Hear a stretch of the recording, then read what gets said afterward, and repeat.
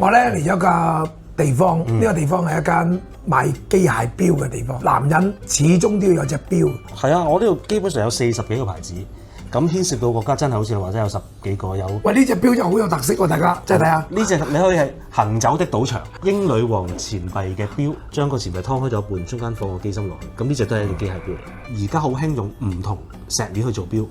而家呢一隻就係一隻隕石面啦。咁呢隻咧係一隻月相錶嚟，一圈係行29.5日嘅。一般嚟講，如果我哋咧用至尊會員卡或者大飛安天下嘅朋友，佢上嚟買錶嘅時候，你有咩優惠俾佢？通常我哋啲錶都有一個 discount 嘅。